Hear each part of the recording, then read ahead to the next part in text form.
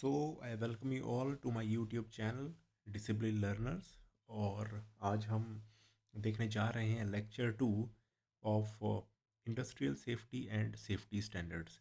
Lecture 1 में हमने इसका सिलेबस देखा था, जिसको सिलेबस को हमने टोटल 8 चैप्टर्स में डिवाइड किया था। और जो majority of the chapters of chapter 1 वो फिनिश हो चुके हैं। और आज हम जो टॉपिक्स बच गए थे चैप्टर 1 के, उसको कवर करेंगे इस वीडियो में। और साथ ही साथ चैप्टर 2 जो कि ऑक्यूपेशनल हेल्थ एंड सेफ्टी है, इम्पॉर्टेंट है, इसको भी हम आज के लेक्चर में कवर करेंगे। मेरी आज की वीडियो किन किन लोगों के लिए इम्पॉर्टेंट है? इंजीनियरिंग सर्विसेज एग्जामिनेशन अपेयर करने वालों के लिए इम्पॉर्टेंट है। यूपीपीएससी असिस्टेंट इंजीनियर के एग्जामिनेशन के अपेयर करने के लिए इम्पॉर्टेंट है। कोई भी वर्कर जो इंडस्ट्री में काम कर रहा है, any person who is working in industry, उसके लिए भी आई बिलीव कि मेरी ये आज की वीडियो इम्पॉर्टेंट है, जिसको भी सेफ्टी के बारे में थोड़ा बहुत समझना है। तो दोस्तों, आपने मेरी लास्ट वीडियो को बहुत प्यार दिया और इसी तरीके से आई होप कि आप मेरी इस भी वीडियो को उतना ही प्यार देंगे। और टारगेट करते हैं दोस्तों, इस वीडियो के लिए 50 लाइक्स का टारगेट करते हैं। तो आप सभी से मेरी रिक्वेस्ट है, जो इस वीडियो को देखना चाहते हैं, प्लीज़ आप मुझे प्यार दें और हमारे इस चैनल को ग्रो करने में हेल्प करें। तो स्टार्ट करते हैं। तो सबसे पहले तो जो चैप्टर 1 के पेंडिंग टॉपिक्स थे, रेगुलेटरी फ्रेमवर्क्स इन इंडिया, उनको हम ध्यान से देखते हैं कि कौन कौन से रेगुलेशंस हैं जो कि इंडिया में सेफ्टी को लेके अवेलेबल हैं। तो सबसे पहले बहुत इंपॉर्टेंट रेगुलेशन है दोस्तों, factories act of 1948। Factories act of 1948, number of chapters, ठीक है, चैप्टर्स, फिर ईच चैप्टर हैज सेक्शंस, और उसके बाद 3 शेड्यूल भी हैं इस फैक्ट्री एक्ट में। ये सारे हम डिटेल में देखेंगे दोस्तों कि क्या क्या चैप्टर, सेक्शन और वो कहते हैं फैक्ट्रीज एक्ट के अंदर। ऐसे ही माइंस एक्ट है 1952 का, तो ये स्पेशली उन वर्कर्स के लिए बनाया गया है जो कि माइंस में काम करते हैं। Specially this act has been designed for them. इसके अलावा बॉयलर एक्ट है 1923, amended in 1956। It regulates the operation and maintenance of industrial boilers. इसके अलावा ये सब तो हम जानते हैं कि एनवायरमेंट प्रोटेक्शन एक्ट है, बहुत इंपॉर्टेंट, 1986 का एनवायरमेंट प्रोटेक्शन एक्ट। ये भी एक हमारा जो इंडस्ट्रियल सेफ्टी से रिलेटेड एक्ट है। क्यों? क्योंकि इंडस्ट्रीज़ में भी ग्रीन बेल्ट का कंसेप्ट है। इंडस्ट्री में ग्रीन बेल्ट का कंसेप्ट है। इंडस्ट्री में पेड़ पौधे लगाने, क्या उनमें एनवायरमेंट, एयर क्वालिटी क्या होनी चाहिए, वाटर क्वालिटी क्या होनी चाहिए, इन सब का कंसेप्ट है।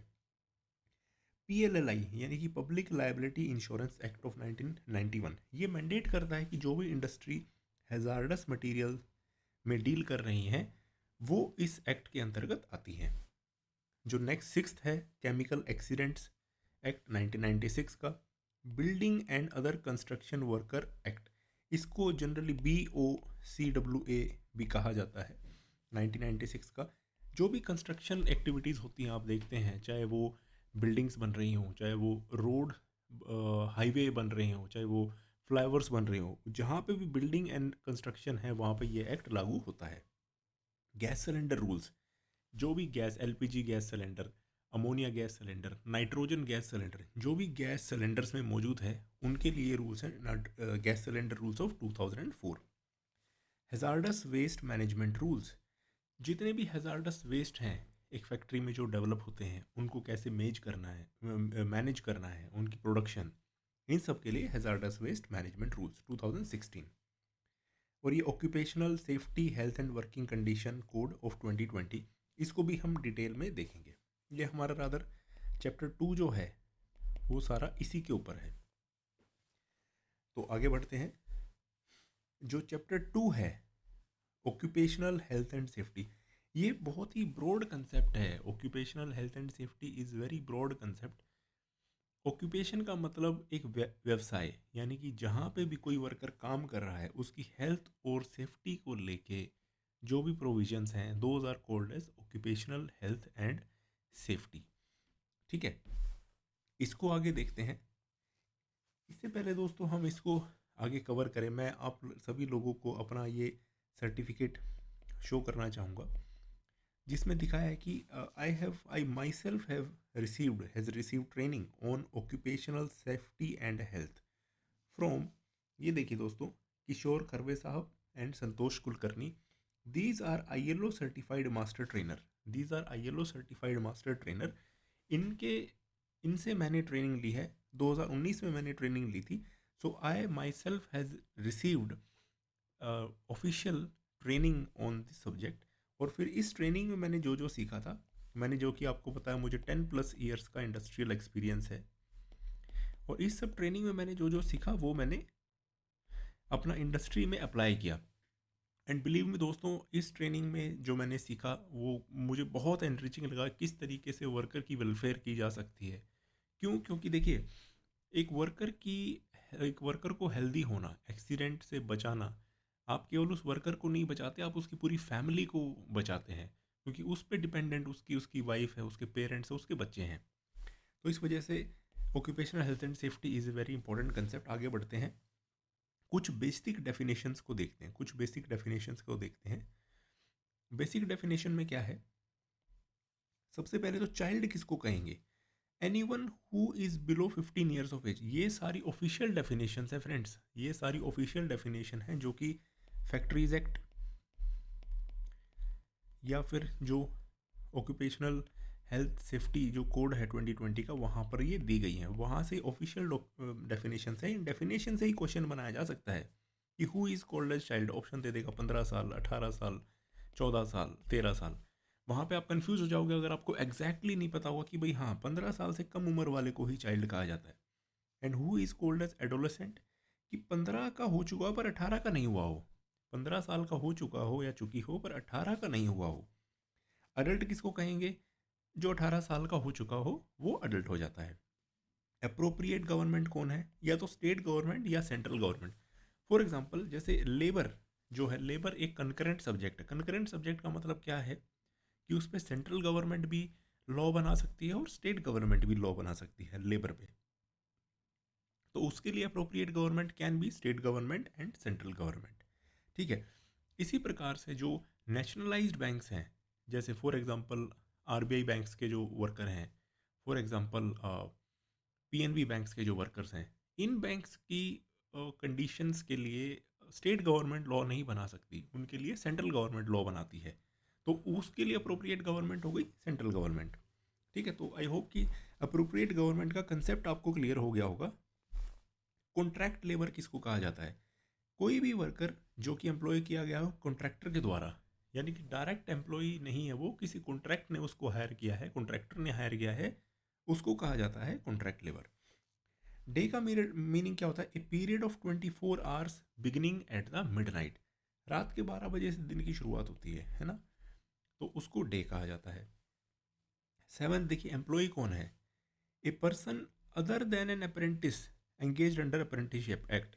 यानी कि जो अप्रेंटिस होते हैं वो, उनको एम्प्लॉय नहीं कहा जा सकता। ठीक है, दे आर अप्रेंटिस ओनली, वो एम्प्लॉय नहीं है।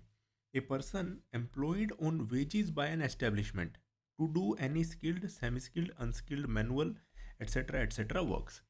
तो उसको एम्प्लॉय कहा जाएगा जो कि एस्टैब्लिशमेंट ने डायरेक्टली अपने लिए एम्प्लॉय किया हुआ है।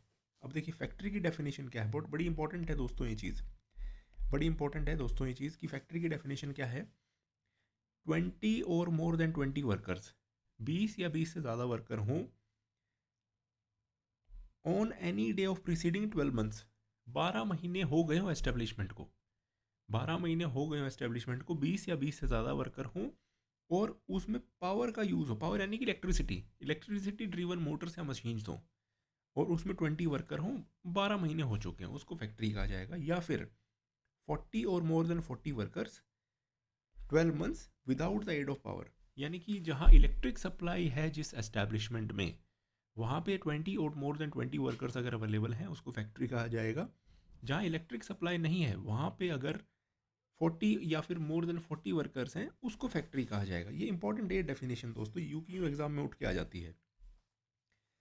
Occupational safety and health important क्यों है? Why is it important? Because occupational health and safety means the social, mental and physical well-being of workers. It is not only about their physical wellbeing, it is also about their social and mental wellbeing as well. अगर poor working conditions होंगी तो worker की health पे उसका effect पड़ेगा। इसी वजह से occupational health and safety is important. Poor working conditions can affect environment workers live in, यानी कि जिस एनवायरनमेंट में वो वर्कर काम कर रहे हैं, अगर वर्किंग कंडीशंस अच्छी नहीं होगी तो उनकी हेल्थ ख़राब होगी, वर्कर्स की हेल्थ ख़राब होगी तो उनकी फैमिलीज़ पे इफेक्ट जाएगा, फैमिली पे इफेक्ट जाएगा तो पूरी कम्युनिटी पे इफेक्ट जाएगा, जिसका मतलब है कि हमने पूरी कम्युनिटी को रिस्क पे डाल दिया है। That is how much occupational safety and health is important. And another aspect is that employers have a moral and often legal responsibility to protect workers. Legal कहाँ से आ गई? Factories act 1948, occupational safety and health code 2020, यहाँ से legal obligation भी आ जाती है। ठीक है, तो इस वजह से हमने देखा कि ऑक्यूपेशनल सेफ्टी एंड हेल्थ क्यों इंपॉर्टेंट है। लेजिस्लेटिव मेजर्स क्या हैं, ये भी इंपॉर्टेंट है, एक बार आप इसको देखिएगा कि लेजिस्लेटिव मेजर्स क्या है ऑक्यूपेशनल हेल्थ एंड सेफ्टी के लिए। यूनियन लेवल यानी कि सेंट्रल लेवल पे, at central level national occupational safety and health advisory board है। ये बोर्ड है national occupational safety and advisory health advisory board, NOSHAB। ये याद रखना दोस्तों, नोशब, नोशब करके ये बोर्ड है, दिस इज़ इम्पॉर्टेंट।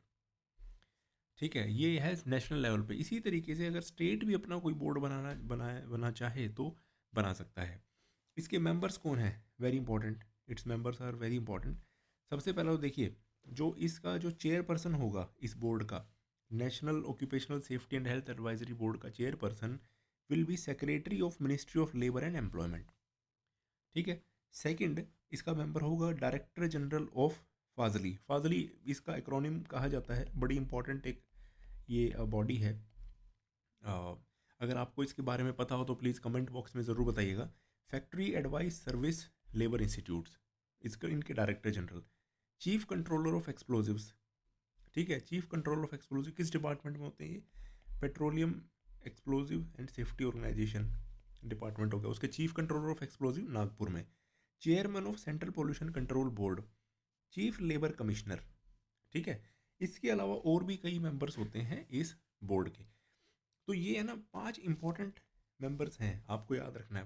क्वेश्चन में अगर आ जाए कि भाई इनमें से कोई 4 मेंबर दे रखे हों और पूछ लिया जाए कि कौन सा इनमें से मेंबर इनका नहीं है, तो ये आपको मोटे मोटे 5 मेंबर पता होंगे, तो you can tick that question. Health and safe working condition, अब भाई कैसे आपकी वर्किंग कंडीशन सेफ होनी चाहिए, इसको भी आप देखिए कि क्या क्या चीज़ें होनी चाहिए। क्लीनलीनेस होना चाहिए, हाइजीन होना चाहिए। क्लीनलीनेस यानी कि आपका जो साफ़ और स्वच्छता होनी चाहिए, इसमें वाटर आ जाएगा। ठीक है, वाटर क्लीन होना चाहिए, इवन एयर आपकी क्लीन होनी चाहिए, इवन नॉइज़ फ्री एनवायरनमेंट होना चाहिए। ठीक है, वेंटिलेशन होना चाहिए। वेंटिलेशन किस लिए ज़रूरी है, to maintain a proper temperature. For example अगर ठंड का टाइम है और क्लोज रूम है, ठंड के टाइम में क्लोज रूम में बहुत ठंड बढ़ जाएगी, वेंटिलेशन नहीं होगी तो धूप आ नहीं पाएगी, इस वजह से ventilation is important. And humidity control is also important. Environment free from dust, noxious gases, fumes and other impurities. Adequate standard of humidification, artificially increasing the humidity of air, ventilation and cooling of air in workrooms. Basically जो proper humidity है, जो भी range है humidity की, उसके बीच में ही working conditions के time पे एयर होना चाहिए। ऐसा नहीं कि आपने ह्यूमिडिटी 65% करके रखी हुई है और वर्कर्स को कह दिया जी इसी के अंदर काम करो। तो इस वजह से ये healthy and safe working conditions हमें मेंटेन करने। पोर्टेबल ड्रिंकिंग वाटर होता है, पोर्टेबल मतलब जिसको ड्रिंक किया जा सके, portable drinking water, to prevent over crowding and to provide sufficient space to employees. Over crowding अब नहीं होनी चाहिए और सफिशिएंट स्पेस होना चाहिए एम्प्लॉयज़ के लिए, वहाँ पे उनको काम करने के लिए, उनके हैंड्स और लेग्स की फ्री मूवमेंट के लिए स्पेस होना चाहिए। इस पूरी पीडीएफ को, ये जो पीडीएफ है आप हमारे टेलीग्राम चैनल पर ले सकते हैं, टेलीग्राम चैनल का लिंक डिस्क्रिप्शन बॉक्स में है। ठीक है, इसके अलावा जो मैंने इससे पहले जो वीडियो कवर करी थी उसका भी वीडियो का लिंक डिस्क्रिप्शन बॉक्स में दिया गया है। और वीडियो के लिए हमने 50 लाइक्स का टारगेट रखा है, तो आप सभी से रिक्वेस्ट है कि प्लीज़ आप इस वीडियो को लाइक ज़रूर करें। आगे चलते हैं कि और कौन कौन सी healthy and safe working condition, adequate lighting, ये इसको है ना, देखिए लक्स लेवल जो है ये इसी के लिए होता है, लक्स लेवल कहा जाता है एडिक्वेट लाइटिंग के लिए, लक्स लेवल। अब लक्स लेवल डिपेंड करता है किस तरीके का काम किया जा रहा है, the type of work that is being done, type of work, type of work. For example, अगर आपको पढ़ने लिखने का काम करना है तो वहाँ का लक्स लेवल आपको हाई चाहिएगा। अगर आपको जनरली कोई हैवी ऑब्जेक्ट्स को देखना है तो वहाँ लक्स लेवल थोड़ा लो होगा तो भी चलेगा। ठीक है, आप मतलब ऑफिस में लक्स लेवल ज़्यादा चाहिए जनरली, और फिलिंग वर्किंग शेड्स में आपको लक्स लेवल जनरली इतना ज़्यादा नहीं चाहिए अगर माइन्यूट काम नहीं करना है। Sufficient arrangement of latrine urinal accommodation to male female transgender employ separately and maintaining hygiene condition. Basically urinals उनके लिए प्रोवाइड कराने हैं वर्कर्स के लिए, और हाइजीनिक कंडीशंस में अवेलेबल होने चाहिए। Effective arrangement for treatment of waste and effluents. देखिए वेस्ट कैसा हो सकता है, देखिए waste can be liquid waste, solid waste, waste can be biodegradable, non biodegradable. तो इनका सेपरेशन हो, ठीक है, और उनका ट्रीटमेंट के लिए इफेक्टिव अरेंजमेंट हो। देखिए अब ट्रीटमेंट क्या है, या तो आप इन हाउस करें, अगर आप इन हाउस ट्रीटमेंट नहीं कर रहे हैं तो उसका सेफ डिस्पोजल करें, तो उसका सेफ डिस्पोजल करें, ठीक है। एनी अदर अरेंजमेंट, और इसके अलावा अगर कोई सेंट्रल गवर्नमेंट अगर अप्रोप्रिएट समझती है तो वो आपको एडवाइस कर सकती है कि भाई हेल्दी ऑफ और एंड सेफ वर्किंग कंडीशंस के लिए आप ये सारी चीज़ें करें। पर मोटा मोटा आपको ये जो 9 पॉइंट्स रादर मैंने आपको बताए, ये आपको याद रखने हैं कि ये 9 पॉइंट्स क्या हैं। नेक्स्ट मूव करते हैं कि वेलफेयर के लिए क्या प्रोविजन। ठीक है, आपने हेल्दी वर्किंग कंडीशंस के लिए बता दिया, सेफ वर्किंग कंडीशंस के लिए बताया, but what about the welfare of the employees. तो देखिए उसके लिए क्या है, adequate and suitable facility for washing to male and female employees separately, basically washrooms, bathrooms available होना ही चाहिए फैक्ट्री में, फैक्ट्री में है ना, इस फैक्ट्री को आप डेफिनेशन से प्लीज रिलेट कीजिएगा। Bathing places, locker room for male female and transgender. अब देखिए सवाल आपसे पूछ लेगा कि इनमें से कौन कौन सी फैसिलिटी होनी अनिवार्य नहीं है, ठीक है, उसमें से 3 दे के, और उसमें से आपको 3 दे देगा जो दीज आर वो which are mentioned, for example bathing place, washroom, locker, और चौथा ऐसा दे देगा फॉर एग्जांपल प्ले एरिया, है ना। तो वो आपको आइडेंटिफाई करना है, नहीं यार ये 3 तो होने चाहिए बट ये चौथा नहीं होना चाहिए। कोई ये हो तो भी ठीक है, नहीं है तो भी it is not mentioned in the act, इस हिसाब से आपको याद रखना है। Place of keeping clothing not worn during working hours. कई बार होता क्या है दोस्तों कि जो वर्किंग कंडीशंस होती है वहाँ पर आपको सेपरेट क्लोथ्स पहनने पड़ते हैं, ठीक है। अब वो सेपरेट क्लोथ्स हो सकता है इस तरीके के हों, इतने हैवी हों, है ना, या फिर एक स्पेसिफिक आपको टेम्परेचर में अगर काम करना है तो उन उन क्लोथ्स को आप पहनकर वापस घर नहीं जा सकते। तो घर से आप कपड़े पहन के आएँ, फिर आप वहाँ फैक्ट्री में चेंज करें और फिर अपना वर्किंग एरिया में जाएँ। तो इस वजह से place of keeping clothes and changing clothes वहाँ पर अवेलेबल होना चाहिए। सिटिंग अरेंजमेंट होना चाहिए, ठीक है, एम्प्लॉयज़ के लिए। जो एम्प्लॉय जिन एम्प्लॉयज़ का काम है खड़े होकर काम करना, उनके लिए सिटिंग अरेंजमेंट भी होना चाहिए। ये देखिए दोस्तों बड़ी इंपॉर्टेंट स्लाइड है, बहुत इंपॉर्टेंट स्लाइड है। मुझे लगता है एक क्वेश्चन तो इधर से आ ही जाएगा कि फैसिलिटी ऑफ कैंटीन अवेलेबल होना चाहिए in an establishment where employees are 100 और मोर, ठीक है, इंक्लूडिंग कॉन्ट्रैक्ट लेबर्स। अब क्वेश्चन आ जाएगी कैंटीन कहाँ होना चाहिए, 50 या ज़्यादा, 100 से ज़्यादा, 150, 200। तो यहाँ आपको पता होना चाहिए 100 और मोर से अगर वर्कर ज़्यादा हैं, बेशक से कॉन्ट्रैक्ट वर्कमैन मिला के, तो वहाँ पे कैंटीन फैसिलिटी होनी चाहिए। Next is in case of mines, medical examination of the employees employed or to be employed in the mines before their employment at any specific interval is important. भाई medical examination is very important अगर mines में आपको किसी से काम कराना है उनके एम्प्लॉय करने से पहले। एडिक्वेट फर्स्ट एड बॉक्सेस होने चाहिए या cupboards which with contents readily accessible during all working hours, यानी कि फर्स्ट एड बॉक्स होना चाहिए और ऐसी जगह होना चाहिए जो रेडीली अवेलेबल है। ऐसा नहीं कि बक्से के अंदर रख के ताला मार दिया, है ना, रेडीली अवेलेबल, क्विक। क्योंकि फर्स्ट एड जो है जनरली कहा जाता है अगर किसी को इंजरी होती है तो first aid with in few minutes उसको दे देना चाहिए। एम्बुलेंस रूम देखिए बहुत इंपॉर्टेंट चीज़ है। Ambulance room ambulance room ambulance room in every factory, mine, building and other construction wherein more than 500 workers are ordinarily employed। देखिए 100 या उससे ज़्यादा तो आ गया कैंटीन, ठीक है। 500 या उससे ज़्यादा आ गया एम्बुलेंस, ठीक है। वेलफेयर ऑफिसर बड़े इंपॉर्टेंट कंसेप्ट आ रहे हैं दोस्तों इस पीपीटी में, इस स्लाइड पर। इन एवरी फैक्ट्री, माइन और प्लांटेशन वेयर इन 250 और मोर वर्कर्स आर ऑर्डिनरली एम्प्लॉयड, यानी कि जहां 250 या उससे ज़्यादा हैं तो वेलफेयर ऑफिसर। ये एमसीक्यू बनने की चीज़ें हैं दोस्तों। क्वेश्चन आ जाएगा कि भाई एम्बुलेंस हमें किस कंडीशन में एम्बुलेंस रखना इम्पॉर्टेंट है। 100 या उससे ज़्यादा एम्प्लॉय हों, 200, 250 या 500। वहाँ आपको पता होना चाहिए कि यस, मैंने तो पढ़ा हुआ है कि भाई 500 या उससे ज़्यादा अगर वर्कर है तो एम्बुलेंस रखना is mandatory. Similarly welfare officer, अगर 250 या उससे ज़्यादा वर्कर्स हैं इंक्लूडिंग कॉन्ट्रैक्ट वर्कमैन, तो वहाँ पर आपका वेलफेयर ऑफिसर रखना इज़ मैंडेटरी। तो दोस्तों आज के लिए इतना ही।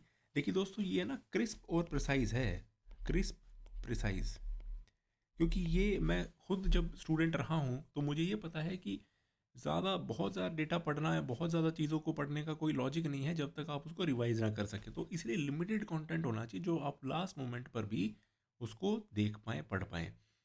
तो इस लेक्चर को और पिछले लेक्चर को दोस्तों एक बार दोबारा से देखिएगा। इस पीडीएफ का जो मैं अपने टेलीग्राम चैनल पर शेयर कर दूँ, वहाँ से आप इसको लेके डाउनलोड कर सकते हैं। वीडियो कैसा लगा दोस्तों आप ये प्लीज़ कमेंट बॉक्स में मुझे ज़रूर बताइएगा। और नेक्स्ट वीडियो बहुत इंपॉर्टेंट होने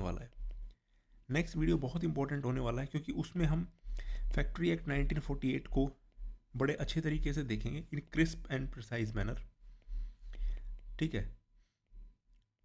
फैक्ट्रीज एक्ट को देखेंगे, इसके अलावा national policy on safety, health, environment, इसको हम उसमें देखेंगे। और दोस्तों आपको ये वीडियो कैसा लगा प्लीज़ आप कमेंट बॉक्स में मेंशन करके बताइएगा। थैंक यू दोस्तों, बने रहिए हमारे यूट्यूब चैनल पर एंड हमारे टेलीग्राम चैनल पर। Thank you very much.